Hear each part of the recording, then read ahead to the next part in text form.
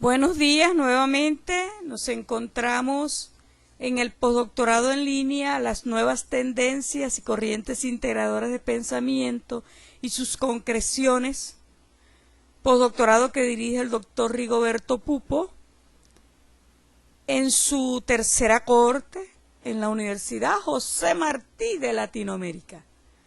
En el medio del módulo 6, hermenéutica analógica y ecosófica, atendemos a una asignación de alto nivel.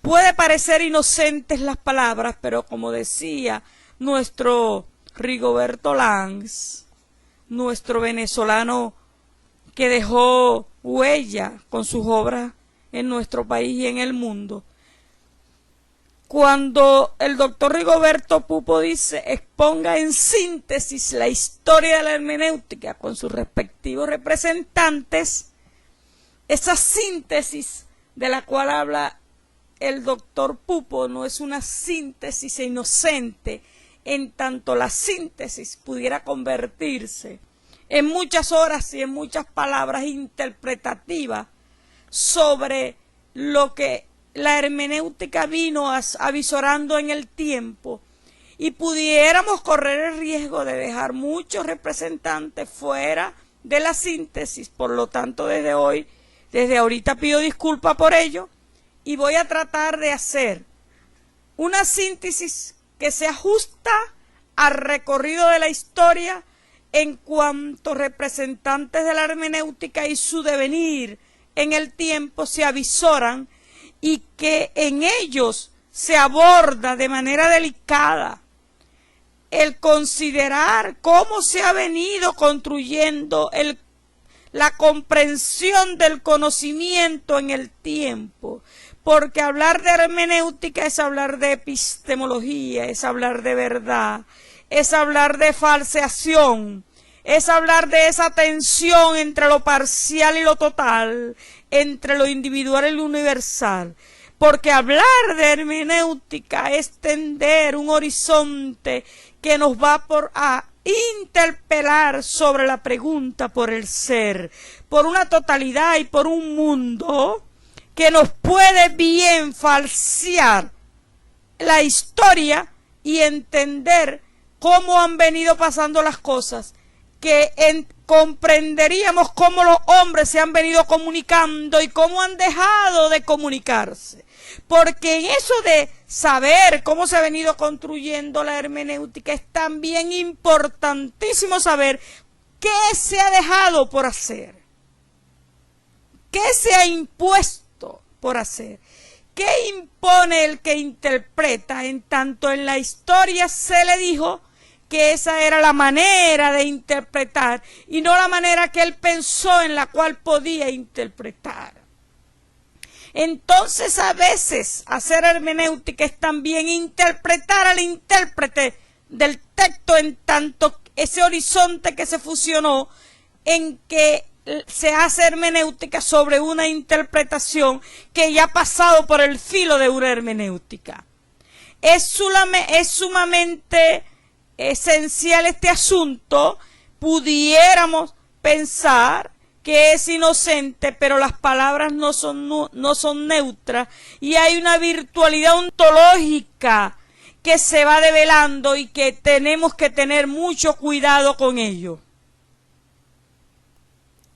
En los rizomas que vamos a atender para revisar la historia y cómo ha venido deviniendo la hermenéutica en sus respectivos representantes, y que muchos de ellos no los vamos a tocar porque tenemos asignaciones particulares y que pudiera ser pues un video de presentación sumamente extenso.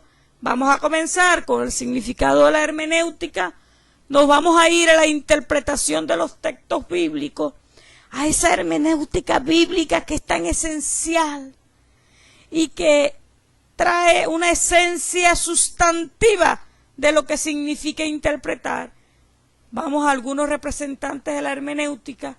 Luego voy a comparar fenomenología y hermenéutica. Voy a ir a la hermenéutica en Dittler, Gadamer y la hermenéutica, Luego me voy a ir al pensamiento latinoamericano de colonial planetario para avisorar entonces en esa decolonialidad de la hermenéutica a una hermenéutica ecosófica, diatópica y finalmente a una de mi sentir propio, fusión, ecosofía y diatopía, que es la hermenéutica comprensiva. Vamos a ello en el nombre de Dios, queriéndolo hacer en la justicia que corresponde, y hablo de hacer justicia a los hechos tal como ocurrieron. Y ese significado de hermenéutica nos conduce a una ontología que viene acompañada de una posibilidad de entender al mundo, en tanto comprender lleva una intencionalidad pragmática y lleva un sentido instrumental, filosófico y una excelencia en las ciencias humanas que interpreta y que reintegra y resignifica la historia.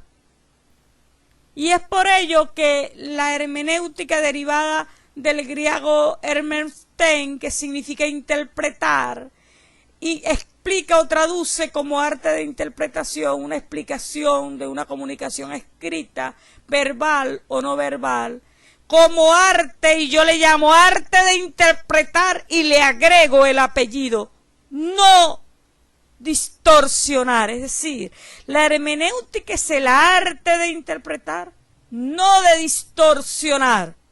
Debemos de hacer, a mi manera de ver, que los perjuicios sean los menos posibles, interviniendo en la interpretación del texto, para decir cómo ocurrieron los hechos y qué estaba pensando el autor del texto, distorsionando lo menos posible desde esa interpretación.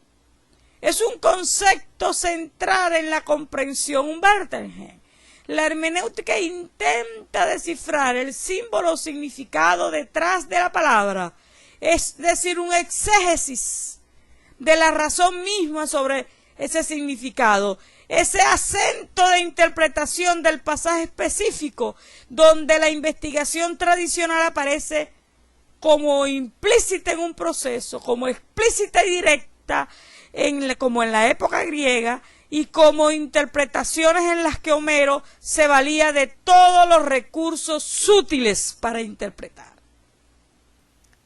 Y ese significado de hermenéutica atiende usándose el vocábulo hermenéutica, en la cual en la obra Organum de Aristóteles escribió un peri hermenai, un instrumento por el recto y seguro pensar, en el cual discurría sobre el análisis de los juicios y las proposiciones, es decir, un estudio del discurso en el que el autor gran parte de la terminología que se utiliza en filosofía, que ha pasado por el lenguaje, el acto, la potencia, la materia y la forma sustantiva. En tal sentido, afirma Aristóteles que la hermenéutica se instauró fundamentalmente en un arte, en un taché de la interpretación tutelada. Y por eso él dice que debemos tratar de ser lo más éticos posible en esos juicios, para que nuestros perjuicios no distorsionen el texto que se interpreta. Y en la interpretación de los textos bíblicos, en esa hermenéutica bíblica, debo decir en el nombre de Jesucristo, que para mí es un placer sumamente hermoso hablar de ello, de esa hermenéutica bíblica, en tanto nos interpelamos en la construcción de la humanidad y en lo que nosotros entendemos en los textos bíblicos bajo la sabiduría del Espíritu Santo, a la cual le pedimos en este momento para que nos haga comprender esa hermenéutica bíblica, que nos haga entender la construcción de lo que dice propiamente el texto y de lo que deja de lado en la palabra que insinúa y que no está escrita tácitamente en ese versículo, en esa parte de la Biblia. Y es por ello que la exégesis de los textos es necesaria en la medida que que sin ella no hay base sólida de la comprensión o hermenéutica, en la medida que la búsqueda del sentido del texto significa escuchar la palabra que está contenida en las palabras de aquel. Lo dice Pink en 2018. Pero también afirma el autor que es verdad que la revelación de Dios es más grande que la palabra escrita en la Biblia, pero sin esta no hay acceso a aquella. Es decir, que nosotros podemos y sabemos que hay una revelación más grande que la palabra, pero que sin la propia palabra no podemos ascender a tal revelación. Por eso es que muchos decimos que ya Dios nos dijo todo lo que nos iba a decir en su sagrada palabra. Y esa exégesis es ante todo la búsqueda del sentido primario del texto, al cual se llega investigando la letra, procurando no caer en un literalismo de tipo fundamentalista que deforma la interpretación del texto bíblico. Porque entonces interpretar las Sagradas Escrituras es admitir la revelación en primer lugar de quién es Dios, su omnisciencia, omnipresencia, ¿no? Que nos va develando en su Trinidad, Padre, Hijo y Espíritu Santo, que no se desunen. ¿Cuál es la intencionalidad en los mandamientos de Dios?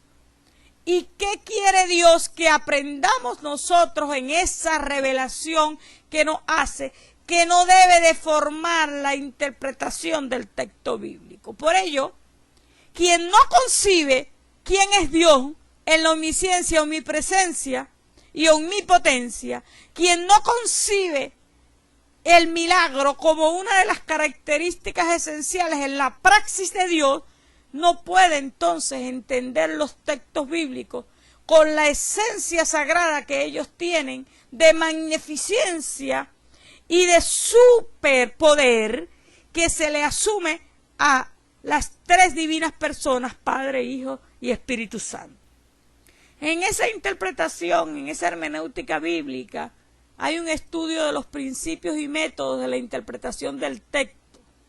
En 2 de Timoteo 2:15 ordena a los creyentes que se involucren en la hermenéutica. Sí, y esto lo dice así claramente.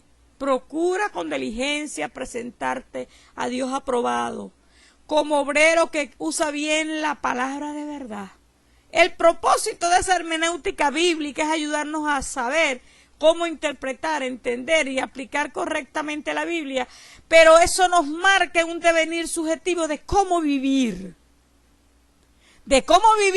en tanto heredas los mandamientos y te comportas en una palabra que es una orden y que es un mandamiento que te dice cómo comportarte en el mundo.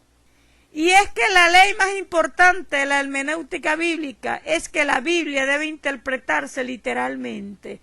Hemos de entender la Biblia en su sentido normal o claro, a menos que el pasaje obviamente esté destinado a ser simbólico o si se usan figuras literarias, y es allí cuando comparamos un pasaje con otro, cuando comparamos y vemos que no hay ninguna contradicción, que es una de las esencias magníficas de la Biblia, entre que no nos contradecimos entre el Antiguo y el Nuevo Testamento, y que, por ejemplo, cuando Jesús hablaba de haber dado de comer a 5,000 en Marcos 8:19, la ley de la hermenéutica dice que deberíamos entender de manera literal el número 5,000, y que había una multitud de personas hambrientas que sumaban 5,000, y un Salvador milagroso los alimentó con pan y pescado verdadero. Cualquier intento de espiritualizar el número de personas o negar un milagro literal es hacer una injusticia en el texto e ignorar el propósito del lenguaje, el cual es de comunicar. Y comunicar y colocar fe en quien interpreta el texto, en tanto esa fe es creerle sin poder desde su piso literario y desde su piso comprender que exista un ser humano que multiplique los peces y los panes para que puedan comer 5 1000 personas. En tanto él entienda que desde quien le hace el milagro es quien es el capacitado para hacer tal milagro, y que en ese momento le da preeminencia a quien le interpreta, en tanto su fe pudiera ser que ese granito de mostaza se convierte en un árbol inmenso al estilo un cedro, que le permite convertir una poca fe en un gran milagro. Pero esa segunda ley fundamental de la hermenéutica biblia dice que es que debemos hacer una interpretación histórica, gramatical y contextual de los pasajes.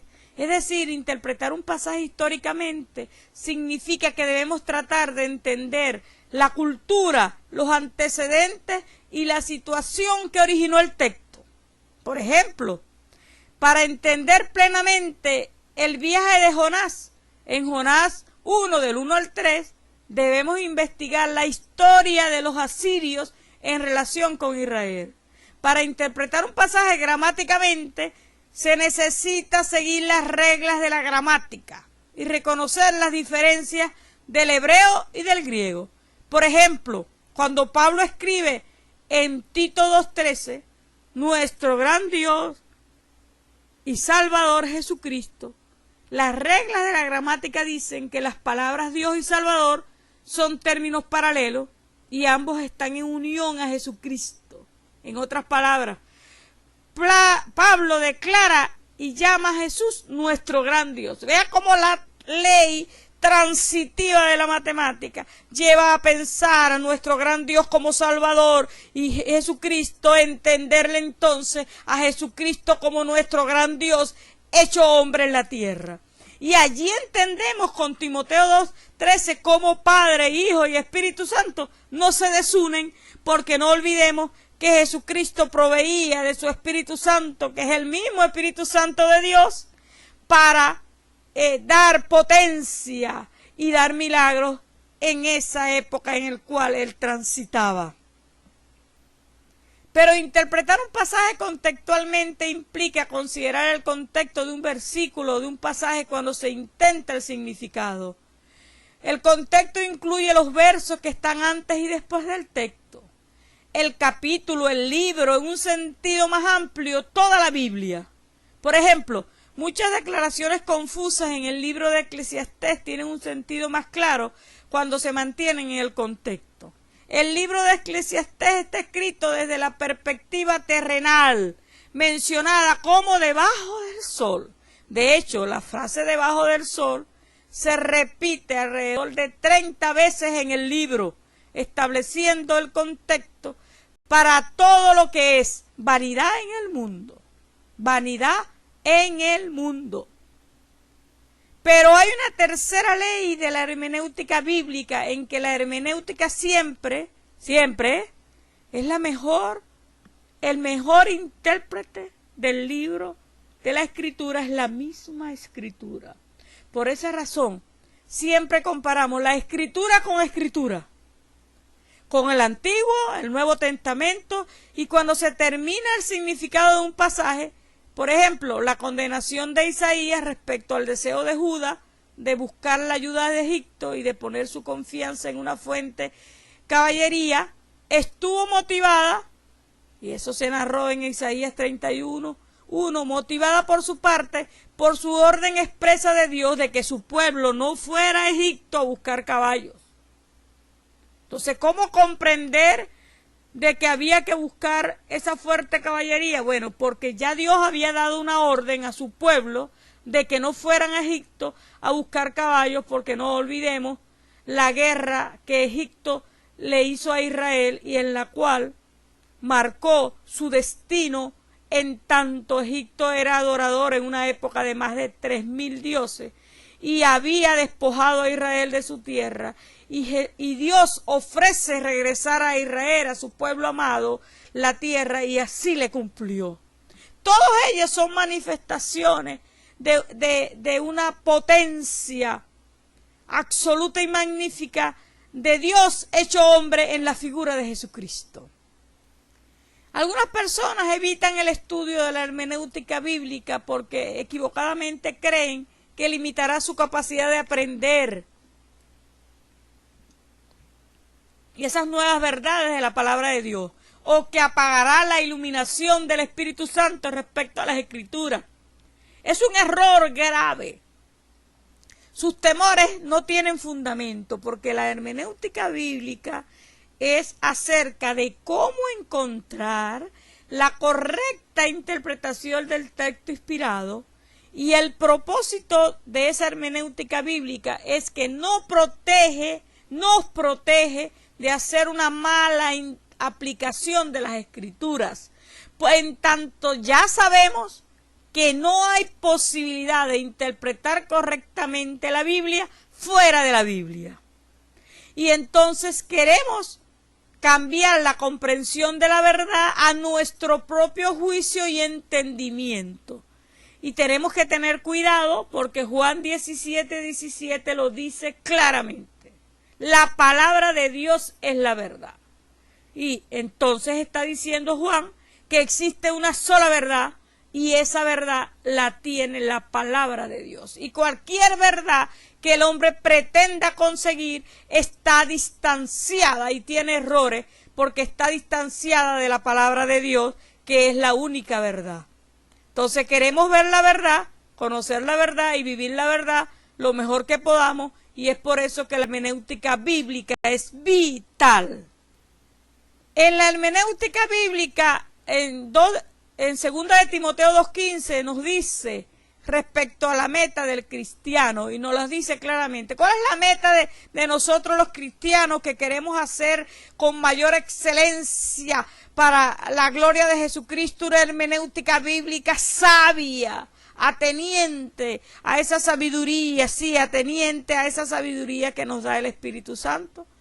Bueno, 2 de Timoteo 2:15 nos dice: esfuérzate por presentarte ante Dios, aprobado como obrero, que no tiene de qué avergonzarse y que interpreta rectamente la palabra de Dios. O sea, que ya estoy interpretando que cuando yo no interpreto rectamente la palabra de Dios, no me estoy esforzando y me estoy presentando a Dios reprobadamente de antemano. Entonces, toda escritura es inspirada por Dios y útil para enseñar, para reprender, para corregir, para instruir en la justicia, a fin de que el siervo de Dios esté enteramente capacitado para hacer toda buena obra. Por ello hoy, en esta mañana hermosa, te digo, mi Padre amado, en el nombre de Jesucristo de Nazaret, provéeme de la sabiduría de tu magnífico Espíritu Santo, para entender la única verdad existente, que es la palabra de Dios. Y esa hermenéutica bíblica involucra muchos principios de la literatura que se han desarrollado en el tiempo. En principio implica también identificar el género del pasaje en particular, y Génesis incluyó mucho contenido narrativo, porque muchos de los escritos también de Pablo son cartas. Los salmos son poéticos, mientras que los proverbios son literatura de sabiduría, y cada género se entiende de manera única, que ayudan al lector a comprender mejor el significado del pasaje en particular. Por eso es importante saber quién lo escribe, el momento histórico en que lo escribe y cómo emana esa poesía, esa sabiduría, esas cartas, esa narración que hace Dios contándonos en la creación del mundo. Y es que tenemos 3 pautas importantes relacionadas con la hermenéutica, que incluyen observación, interpretación y aplicación. Y esa observación se centra en lo que dice el texto: quién, qué, cuándo, por qué y cómo, en lugar de preguntar qué significa para mí, sino qué significa en el momento histórico, qué, cuándo, por qué. Esa hermenéutica bíblica adecuada busca entender lo que el pasaje significó cuando fue escrito, y esa interpretación busca comprender el significado del pasaje, además de diversas controversias con respecto al pasaje, y entender que la Biblia no ha podido ser refutada por el científico, porque la Biblia no se contradice en su escritura, aún con años de diferencia entre la construcción y la escritura del Antiguo Testamento y el Nuevo. Por eso hay una aplicación que se usa en comprensión histórica en un pasaje bíblico a contextos contemporáneos. Y vamos a seguir ahora con la esencia de la hermenéutica. ¿Y qué les parece si cada vez que interpretamos cualquier texto, sin importar si es de la Sagrada Escritura, aplicamos una interpretación hermenéutica bíblica? Donde ante todo esté lo que dice el texto, lo que quiso decir el texto y lo que nos conviene interpretar, lo que nos dice a nosotros y lo que nos trastoca. ¿Qué le parece si nosotros emitimos entonces una hermenéutica que se acerque cada vez más a la verdad de ese texto que sabemos que es parcial? Porque para que pueda ser la verdad en su plena extensión, tendríamos que ir a la palabra de Dios. Y en esa esencia de esa hermenéutica que ya hemos dicho en la asignación 1, tenemos que irnos a una lingüística del ser, a una realidad que no es más que un conjunto heredado de textos, relatos, mitos, narraciones, saberes, que fundamentan nuestro conocimiento de lo que es en el mundo y el hombre. Pero ese mundo, en lo que le acontece, incluido el ser humano, en esa lingüística del ser, ese ser humano, ese Dasein, no puede ser pensado como una cosa que se encuentra frente a nosotros, sino como nuestra propia ubicación y el lugar donde habitamos, desde el que comprendemos el mundo y en lo que acontece. Pero también hay una característica en la hermenéutica de un ser temporal e histórico y un mundo que no puede ser pensado como algo fijo y estático, sino como continuamente fluyente. Esa realidad siempre nos remite a un proceso, a un desarrollo del tiempo y la historia que nos ha sido transmitido y que nos retomamos en una conciencia histórica de rompimiento y uniones, donde, repito, debemos de hacer que cada vez más nos despeguemos de lo que significa el texto en nosotros y vayamos a ver lo que significa el texto en el autor del texto, en ese momento histórico procesual y en esa visión relativa e interpretativa de cómo en la cultura de quien escribe y el lenguaje hizo el texto. Esa preconcepción y círculo hermenéutico existe como característica de toda hermenéutica, porque no podemos valorar neutralmente una realidad aún siendo histórico, porque no existe un saber objetivo transparente y desinteresado en el mundo, al menos que sea la palabra de Dios, y porque ese Dasein, ese ser humano, no es un espectador imparcial, y que porque cualquier conocimiento de la realidad es mediado por creencias, expectativas, predisposiciones, culturas y tradiciones que lo limitan y lo coartan. Ese ser humano es fáctico, está limitado por un lenguaje, una cultura, una realidad, una tradicionalidad y parcialidad que siempre existirá, por el ser humano no es ahistórico. Pero también como característica de la hermenéutica hay una imposibilidad de un conocimiento exhaustivo y totalitario de la realidad. Aun cuando se hace una hermenéutica bíblica, hay esa imposibilidad, porque es un manantial que no se agota en el discurso interpretativo, y cada vez que le interpretamos podemos conseguir esencias en el texto que tienen que ver con el tiempo, y porque el hombre es ser en el mundo y está inmerso en el cual él pertenece y hace un conocimiento totalitario, objetivo y sistemático del mundo. Y es porque esa imposibilidad de un conocimiento exhaustivo y totalitario nos hace pensar en la pretensión de verdad de la hermenéutica, radicalmente distinta de la ciencia, y que tenemos que tener mucho cuidado, porque la verdad solo puede ser parcial, transitoria y relativa si no es la palabra de Dios. Y por eso tenemos que estar claro que esa hermenéutica no te consigue una verdad exhaustiva del sujeto interpretante, y que jamás la hermenéutica va a ser el propio texto que interpretó. Y podemos ver más allá con Gadamer que no se puede resolver en autotransparencia. Esa interpretación como ejercicio de sospecha o restauración de sentido nos dice Ricord que tenemos una hermenéutica como filosofía reflexiva que se ha de dar cuenta en diferentes interpretaciones de los símbolos y del lenguaje. Y algunos representantes en la historia de la hermenéutica, que en los cuales vamos a ir a dirimir, corremos el riesgo de dejar muchos otros fuera del discurso porque los vamos a evaluar luego, vamos a revisar cómo ellos pretendían pensar que debía ser la hermenéutica. Y en esa hermenéutica tenemos por un lado la hermenéutica profana y la teológica, y esa hermenéutica teológica es la hermenéutica bíblica a la cual le acabo de narrar con sus principios. Y una hermenéutica profana porque estamos asumiendo que todos hacemos hermenéutica en todos los momentos de nuestras vidas. Y entre los principales representantes de la hermenéutica, Dietrich y Michael, Gadamer y Heidegger, conseguimos entonces llegar finalmente al círculo hermenéutico. Con Dietrich sabemos que hacer hermenéutica es reconstruir el sentido en las condiciones del texto. Pero con Schmeickel sabemos que es ir a una teoría de interpretación y comprensión, porque él rescata el giro copernicano de la reconstrucción del texto interpretando el autor identificado. Desde ese punto de vista, Schmeickel concibe la hermenéutica como una interpretación-comprensión.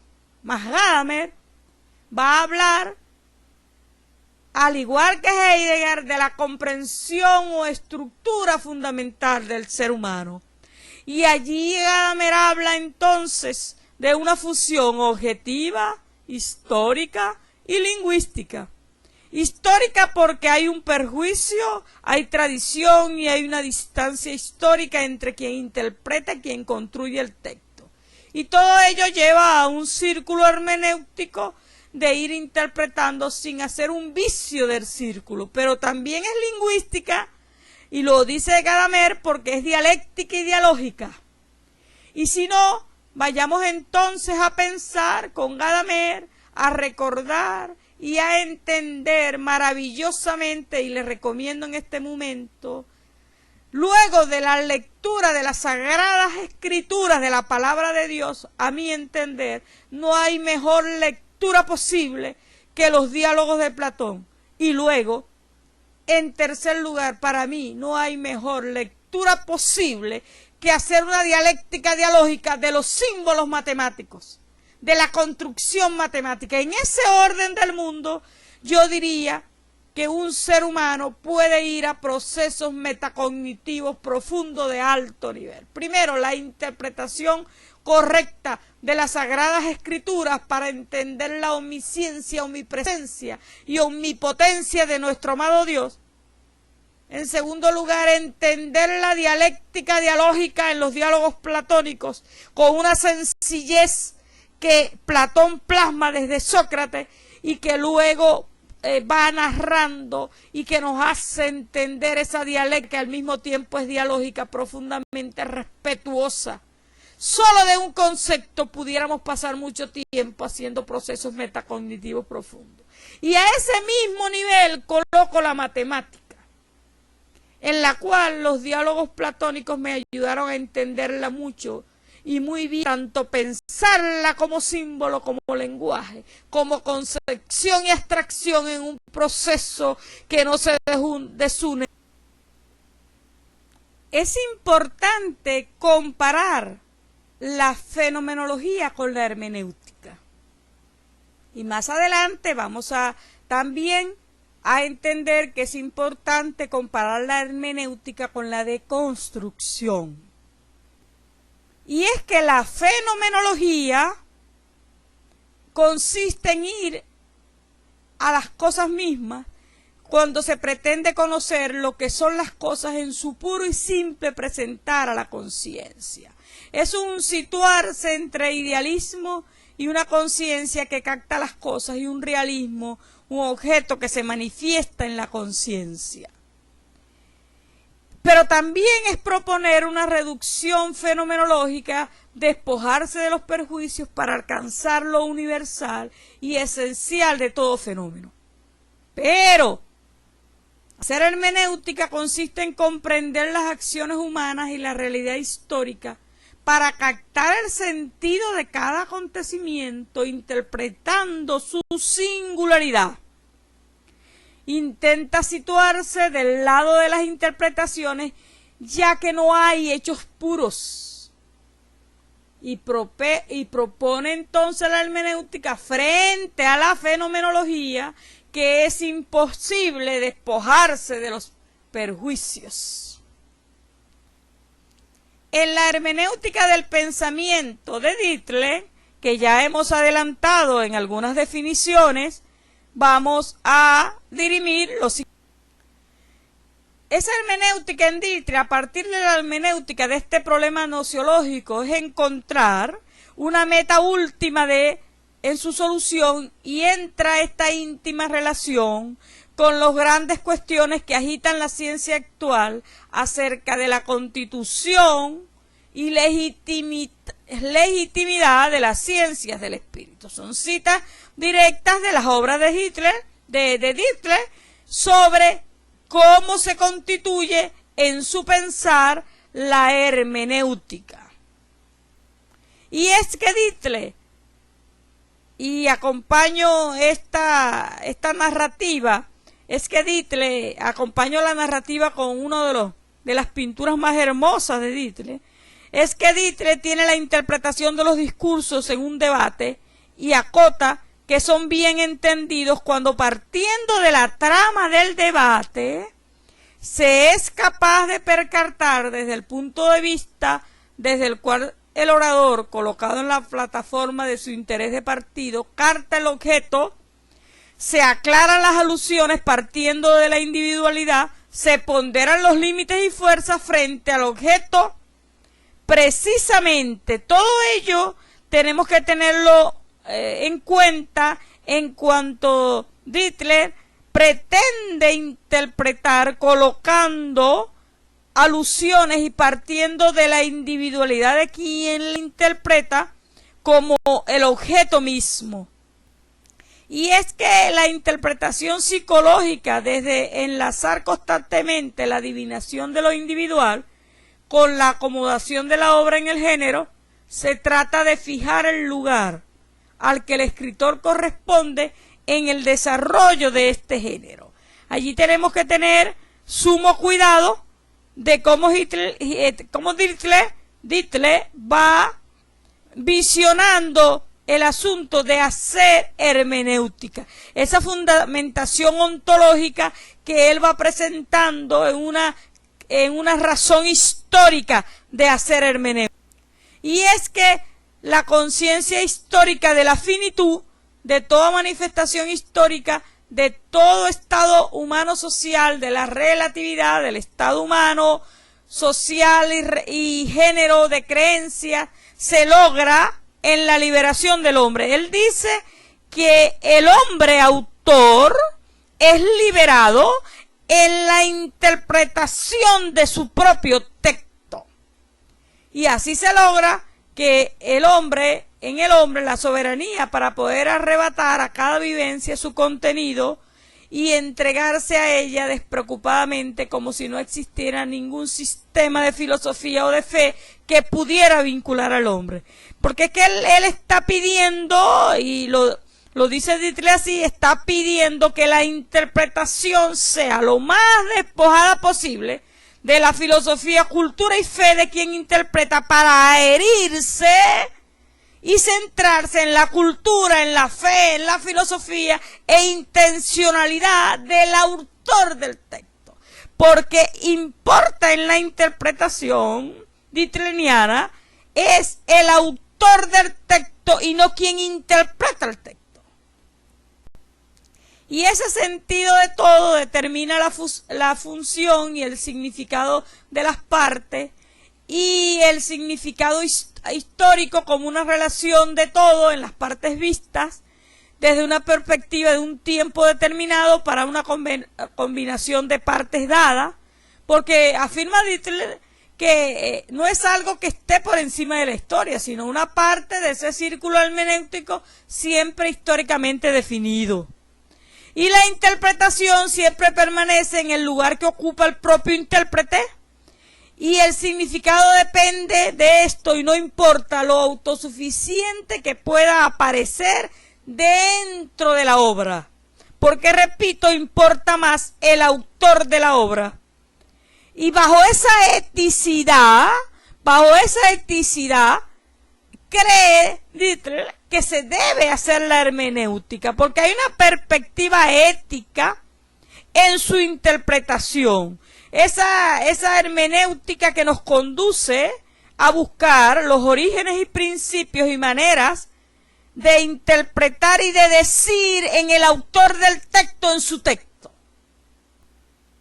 Y Gadamer, con la hermenéutica, vamos a recopilar cuál es su diferencia con Dietrich y cómo él piensa que se debe interpretar un texto. Vea que entonces estamos en el debate de cómo se debe interpretar, y si nos quedáramos con lo que significa la hermenéutica bíblica, diría yo, no solo porque es mi sentir y que va ante todo primero como mujer cristiana, hija de Dios, coheredera con Jesucristo de Nazaret, sino porque es la interpretación más justa que se hace haciendo honor y justicia al texto y el autor del texto, y no a lo que luego se quiere decir de cómo hacer un texto de ese texto. Tenemos que tener cuidado con eso hipotético, reductivo, octivo, aductivo, que lleva a desvirtuar al texto. Y entonces el texto se va desvirtuando en una especie de chisme telenovelero, donde de 20 palabras que comenzó el texto llega a una sola palabra que era el sinónimo del texto original. Tenemos que tener mucho cuidado con esas interpretaciones basadas en nuestro piso, aunque sabemos que no nos podemos deslastrar totalmente, no puede ser puro totalmente, porque quien interpreta tiene una eticidad de interpretación, pero que esa eticidad debe ser lo más justa posible para hacer que nuestros perjuicios no desvirtúen la finalidad y lo que quiso decir el autor del texto. Entonces, con Gadamer, que es el fundador de la escuela hermenéutica, él sostenía que la interpretación debe evitar la arbitrariedad y las limitaciones surgidas de los hábitos mentales, centrando su mirada en las cosas mismas de los textos. Por eso entonces debería de haber una escuela que nos enseñe cómo ser hermeneuta. Una escuela que nos enseñe a hacer un hermenéutica bíblico ateniente a la verdadera esencia de cómo hacer justicia al texto y al autor del texto. En tanto digo hacer justicia, es transmitir lo mejor posible y lo más cercanamente posible a lo que quiso decir el texto. Entonces afirma Gadamer que siempre nos acercamos a un texto, lo hacemos desde un proyecto o alguna idea de lo que allí se dice. A medida que profundizamos la lectura, este proyecto va variando y se va reformulando según la lectura que nos vaya confirmando, alterando nuestra precomprensión. Como este proceso puede prolongarse al infinito, nunca podemos afirmar que hemos dado la interpretación última y definitiva. Y es que el proyecto filosófico gadameriano, tal como queda definido en su libro Verdad y Método, fue elaborado en relación directa con esa hermenéutica filosófica, y ese logro que tiene Gadamer reside en descubrir y mostrar la naturaleza de la comprensión humana a nivel teórico-metodológico.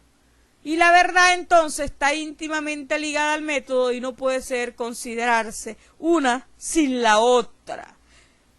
Y entonces Gadamer no niega que la aplicación del método científico experimental sea un medio válido para adquirir conocimiento, pero afirma que su uso como vía exhaustiva al saber ha deformado la idea de la verdad, identificándola con certeza.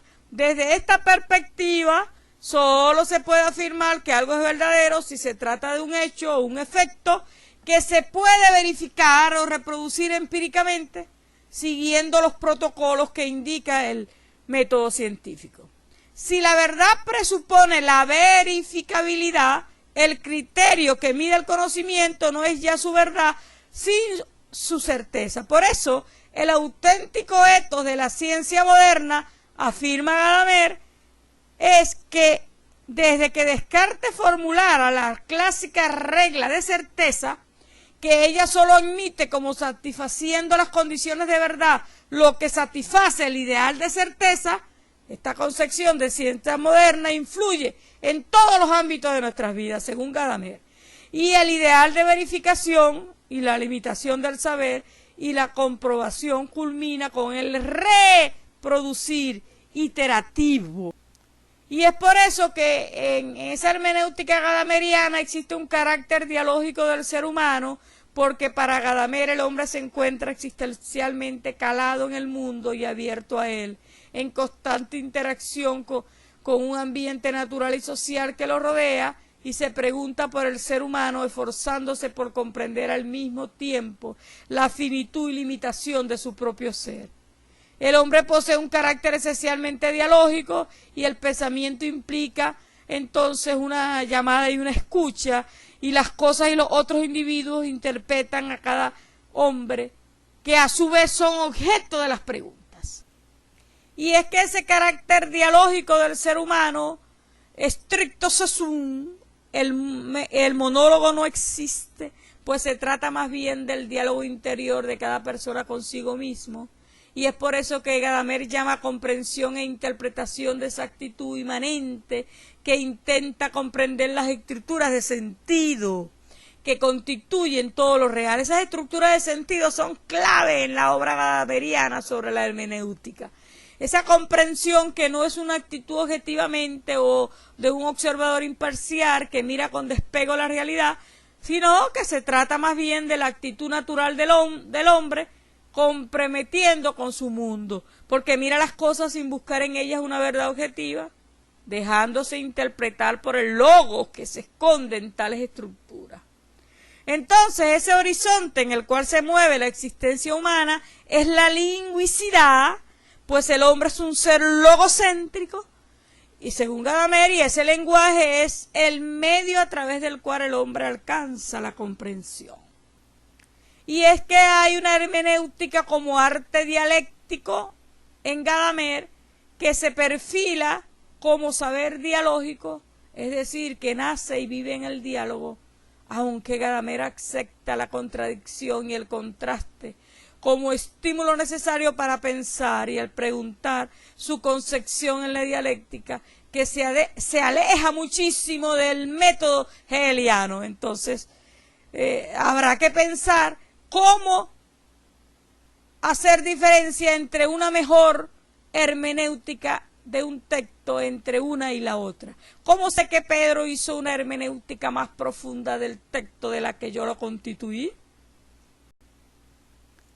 Esa hermenéutica como arte dialéctico, donde el diálogo no es para Gadamer un proceso de superación dialéctica que elimina la posición del interlocutor, sino que por el contrario, es un modelo que inspira la hermenéutica gadameriana en un diálogo socrático, heredero Gadamer de Sócrates, en que el pensamiento nace en el seno de una comunidad dialógica, en la que se pregunta y responde buscando un objetivo común. Y para responder hay que saber escuchar, y yo diría que hay que saber leer en el texto, y leer al autor en el texto. Y regresándonos a nuestra historia decolonial, saliendo de la hermenéutica modernista y posmodernista, dando un salto en el tiempo, vamos a ir entonces a buscar una hermenéutica sabia que nos permita el arte de habitar en el planeta, donde recobremos para eso la ética que fue execrada, en tanto ética se sale muchas veces de la interpretación de la hermenéutica y se distorsiona la verdadera intencionalidad del texto. Esa hermenéutica ecosófica discursiva martiana nace con dos grandes y potenciales investigadores, como es Raymond Panikkar y José Martí, que luego el doctor Rigoberto Pupo es heredero, y que también Guattari pone su marca con las tres ecologías. Esa hermenéutica ecosófica discursiva martiana interpreta ahora la realidad con sentido cósmico, que entonces ese sentido del que interpreta, porque ella misma es un cosmo pensante que siente, actúa, valora y se comunica, y hay una comunicación que no pone límite y que se despliega como logos buscador, que unifica y diversifica para captar el todo vivo como sistema abierto. Les estoy hablando en palabras del doctor Rigoberto Pupo. Pero esa hermenéutica ecosófica martiana, dirigida a una nueva inteligencia del oikos, es decir, de la casa del mundo, es una renovación práctica del ethos, es decir, de la manera de habitar, que deviene comprensión cósmica sobre la base de la analogía, de la diferencia y del amor fundante en el hombre virtuoso, una interpretación pletórica de razón y de sensibilidades naturales humanas. Miren que esta es una interpretación profundamente decolonial planetaria, porque va a quitar la intencionalidad de las exclusiones en las hermenéuticas. Es una hermenéutica profundamente inclusiva de seres humanos, de posibilidades, de realidades y de las mismas interpretaciones. Porque esa hermenéutica ecosófica ahora, con Raymond Panikkar, es la conciencia de la intuición cosmoteándrica, que rescata Sepúlveda más adelante y que nos dice que esa intuición cosmoteándrica indica la triple relación entre ser humano, entre lo divino y el cosmos. Por eso Panikkar, al término ecosofía, le significa una nueva sabiduría espiritual que conjuga lo humano, lo divino y el cosmos. Porque esa sabiduría de la tierra misma, ese nuevo hábitat, esa nueva morada que se descubre a nosotros una vez estamos abiertos a entenderla, a redimirnos en el hechizo de lo que se nos está revelando en la sabiduría de la tierra, no la pericia humana.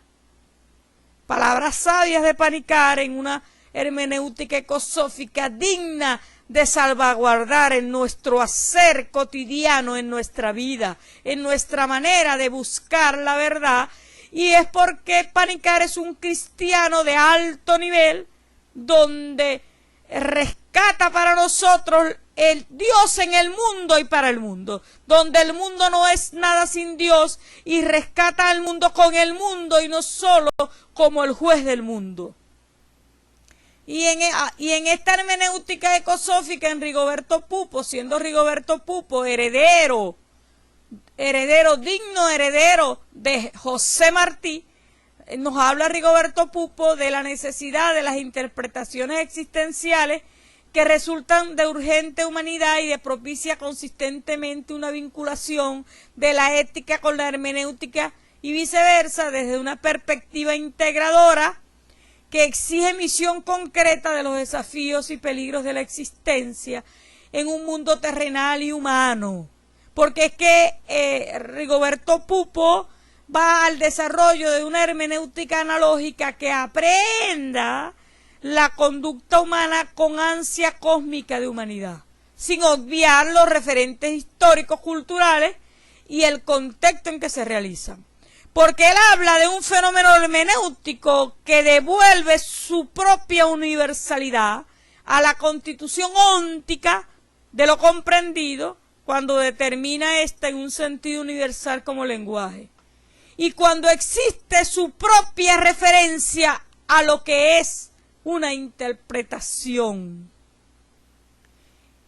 Y conjugo todo ello no en diferencias de tiempo, porque al mismo tiempo ya la hermenéutica diatópica tocaba a la ecosófica como un arte complejizado para interpretar en un sentido profundamente inclusivo, donde se minimice ese pensamiento abismal que la misma hermenéutica y manera de interpretar modernista, posmodernista, nos impuso como verdad y que creó entonces ese pensamiento occidental, esos topois, esa diferencia marcada entre las exclusiones hombre-mujer, entre las exclusiones por raza y color, entre lo que se diferencia entre las posibilidades que han marcado una profunda diferencia en el modo de vivir,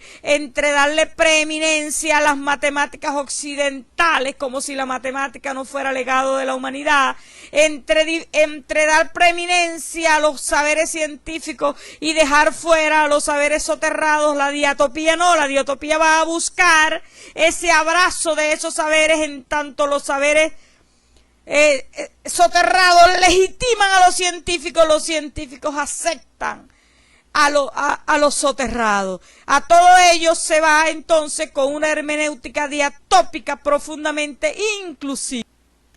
Y en los ojos y estudios de Panikkar, rescata Panikkar una hermenéutica diatópica como parte necesaria de comprender al otro, sin presuponer que éste tenga nuevo autoconocimiento y conocimiento de base. Ahí se está en un juego de un horizonte humano y no solamente contextos diferentes entre sí. Este abrazo de los saberes del otro, sabiéndolo disímil, en apariencia se da en un diálogo, muchas veces apellidado intercultural, que pasa por el reconocimiento del otro, en tanto lo mío no completa el objeto del conocimiento sin lo del otro. Ve que esta hermenéutica diatópica declara la incompletitud del conocimiento y por eso va en búsqueda constante con una complejidad y transdisciplinaridad a incluir lo que se ha dejado por fuera de la interpretación. Y es que la hermenéutica diatópica parte de la consideración temática de que es necesario comprender al otro sin presuponer que éste tenga nuestro mismo autoconocimiento y conocimiento de base. Allí está en juego el último horizonte humano y no solamente contextos diferentes entre sí, porque va a Panikkar a aspectos descolonizados, aparece en escena entonces como reconocimiento, no se busca la superioridad y se va a buscar entonces más bien reconocimientos en esos horizontes disímiles, pero no importa si no nos autorreconocemos, los incluimos como válidos. Y es heredero de Raymond Panikkar, al igual que lo es también Edgar Morin, es heredero Boaventura dos Santos, con su hermenéutica diatópica, donde entonces se empeña en clarificar lo que significan esos topoi, que son lugares o espacios o territorios que se presentan en un pensamiento abismal para separar lo que por naturaleza de creación divina estaba unido. La mujer del hombre, el hombre con la mujer, todos los seres humanos en una convergencia de diferencias culturales, pero que todos ellos tienen derecho a las mismas posibilidades de desarrollarse y ser feliz. Esa terminología de santo es heredada de Panikkar y esa diatopía constituye entonces un movimiento de paso de un lugar a otro, un pasaje que se conecta dos o más regiones, donde sabemos que el contexto de la discusión y los ámbitos que aluden no son espacios físicos, pero que van a probar nuestra propia eticidad y bondad. ¿Bajo qué sentido incluyo en mis análisis como verdad y como parte de la verdad lo que el otro dice? Eso parte de la aceptación del otro, en tanto no soy sin el otro. Entonces va a apelar a actos de bondad en el ser humano, por eso entonces se reconocen esos topoi, pero se va a minimizar sus distancias en ese pensamiento occidental que fue creado y que nos ha hecho mucho daño a lo largo de la humanidad. Y es que con Boaventura dos Santos se procura esa cercanía en un diálogo de saberes que busca vías intermedias de acercamiento. Y aquí en nuestra Universidad de Oriente contamos con nuestro Enrique Pérez Lunas, que trabajó muy bien los diálogos de saberes, que Dios ya lo tiene con él, y que en ese rescate de esos procesos decolonizados la transmodernidad es esencial, porque no hay posibilidad de que yo acerque unas separaciones que el mismo pensamiento occidental impuso y declaró que así es como debía hacerse. Entonces, no puedo yo, bajo ese pensamiento abismal, procurar una diatopía, sino que tengo que irlo bajo un pensamiento decolonizado, ateniente a la inclusión y a la no superioridad de personas o conocimientos. Y finalmente, Milagros Elena Rodríguez, humildemente su servidora, logra en estudios, en su segunda tesis doctoral, en mi segunda tesis doctoral, comenzando en estudios desde 2016, entonces logro formar una hermenéutica comprensiva que es ecosófica y diatópica, montándome en el hombro de estos gigantes para la gloria de Dios, para conseguir el arte de fusionar esos y minimizar ese pensamiento abismal, y se lo presento luego en un artículo de investigación.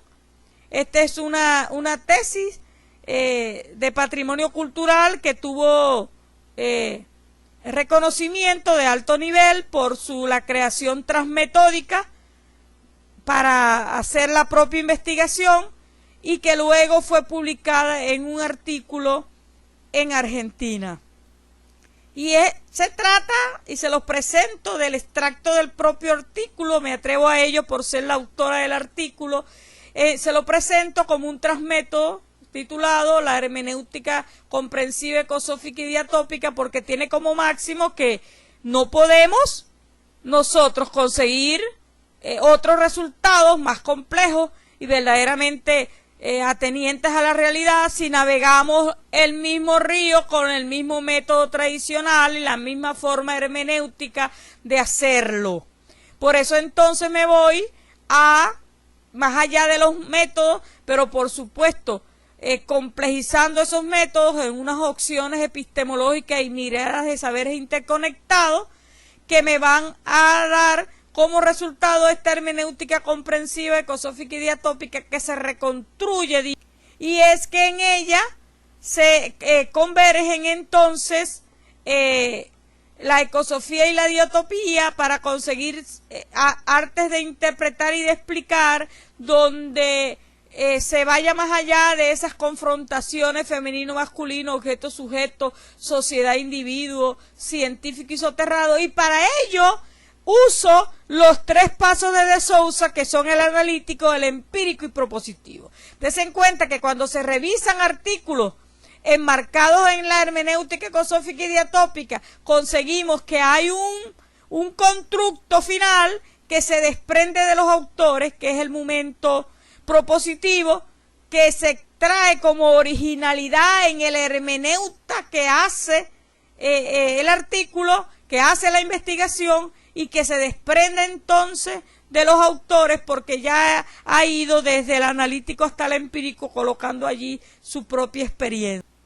Y es entonces como al mismo tiempo se va a superar esa distancia temporal con esa hermenéutica comprensiva, ecosófica y diatópica. Le hablo de la distancia temporal de las culturas, y se pasa entonces rescatando en Panikkar una irreverencia frente a lo conocido, un modo de interrogar la realidad y la criticidad, donde hay una libertad de pensamiento, porque se va a conseguir una pragmática existencial, cósmica, crítica, que vaya con sentido cultural y complejo, como lo dice nuestro Rigoberto Pupo, para hacer una hermenéutica comprensiva verdaderamente decolonial planetaria, que sea por supuesto compleja y transdisciplinar.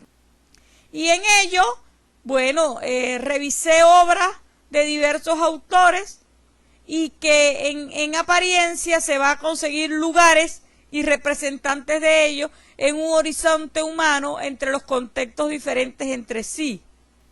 Porque esa hermenéutica comprensiva como transmétodo va conjugando un ejercicio, una tarea que le hace que se vaya a espacios transmodernos de carácter ecosófico, que tengan sentido de comprensión, pero que tengan también sentido de relacionalidad, de ir del todo a las partes y de las partes del todo. Como les dije, me monté en hombros de gigante para la construcción. Y por ello entonces ratifico allí una hermenéutica que es ecosófica y que va a estudiar un objeto de estudio en un campo emocional, pero también relacional, que conjuga a la complejidad de lo que es el hermeneuta y de lo que es el constructor del texto. Un ser con cuerpo, mente, alma y espíritu que se congestiona y se atan al Espíritu Santo para conseguir cada día la sabiduría, el arte de habitar en el planeta. Y con esto me despido, teniendo en cuenta que es imposible en una hora de narración poder hacer un recorrido de la historia de la hermenéutica con todos sus representantes. Le he intentado y lo sigo intentando en rescatar en el discurso, en las asignaciones que vienen para todo lo que es la hermenéutica. Y aquí están las referencias tratadas, las obras de Panikkar, Pupo, Morán, Naes, Boaventura dos Santos, las obras de Dittler, que se han usado muchísimo en la construcción. Y siempre y por siempre, comienzo y fin, a ti Jesucristo, que viniste a morir por nosotros, dedico todo lo que hago. Eres y siempre serás mi más grande ejemplo de perseverancia. Gracias a todos ustedes que todos los días me toleran, en tanto mi saber ecosófico va a aportar al arte de habitar en el planeta con la sabiduría de Dios que nos imprime cada día.